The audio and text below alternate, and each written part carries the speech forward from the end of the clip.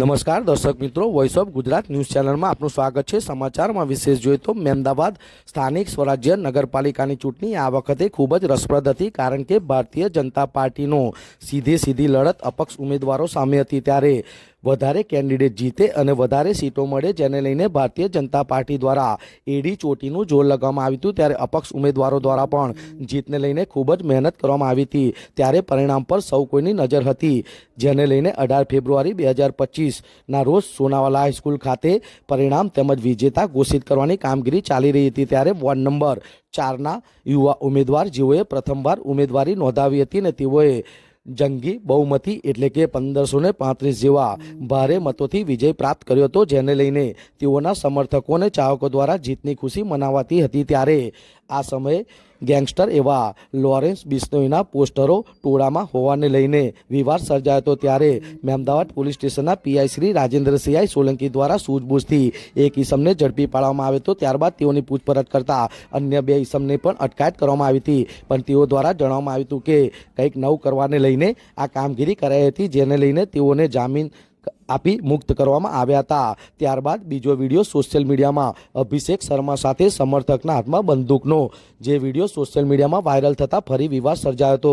ત્યારે બંને સોશિયલ મીડિયામાં વિડીયો વાયરલ થવાને લઈને શહેર પ્રમુખ એવા નિલેશભાઈ પટેલ દ્વારા આ બંને સોશિયલ મીડિયાના વિડીયોને લઈને તેઓ દ્વારા જણાવવામાં આવ્યું હતું કે લોરેન્સ બિશ્નોઈના વિડીયોમાં અમારા પાર્ટીને કોઈ એની સાથે લેવા દેવા નથી અને બંદૂકનો જે વિડીયો વાયરલ થયો છે તે એરગન છે, એટલે તેને પણ કંઈ મોટી વસ્તુ ગણી ન શકાય, જેને લઈને તેઓએ આ બંને વિડીયો જે સોશિયલ મીડિયામાં વાયરલ થયા છે, જેને લઈને આ ઘટનાને તેઓએ વખોડી અને વિવિધ માર્ગદર્શન સાથે પ્રતિસાદ આપ્યો હતો અને તેઓ દ્વારા જણાવવામાં આવ્યું હતું કે પાર્ટીને તેમજ અમારા કેન્ડિડેટને બદનામ કરવા માટે આ કાર્ય કરવામાં આવી રહ્યું હોય તેવું તેઓ દ્વારા જણાવવામાં આવ્યું હતું અને મીડિયામાં જે આ વિડીયો વાયરલ થયા છે તેને સંપૂર્ણ વખોડી કાઢવામાં આવ્યા હતા। ત્યારે હવે જોઈએ કે તેઓ શું કહેવા માગે છે। વિરાંગ મહેતા, મહેમદાવાદ। જે આપણો પરિચય જે ચૂંટણી યોજાઈ વિજેતા ઉમેદવારોના સરઘસમાં જે બેનરો અને બંદૂક વાળા ફોટા વાયરલ થયા, શું કહેવું છે? મારું નામ નિલેશ કુમાર મનુભાઈ પટેલ, મહેમદાવાદ નગર મંડળ પ્રમુખની જવાબદારી છે અને ચૂંટણી દરમિયાન જે મતગણતરીની કામગીરી સોનાવાલા હાઈસ્કૂલમાં ચાલતી હતી એ દરમિયાન અમારા ભારતીય જનતા પાર્ટીના કેન્ડિડેટ અભિષેકભાઈ શર્મા વિજેતા જાહેર થયા।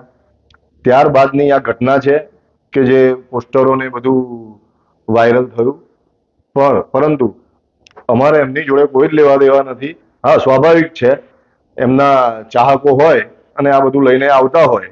મારા કેન્ડિડેટ તો પોતાના ઘરે હતા અને બીજી વાત રહી કે જે બંદૂક સાથે ફોટો છે, પણ જેણે બી આ ચલાવ્યું છે એમને એ ખબર નથી, કાયદાનું જ્ઞાન નથી।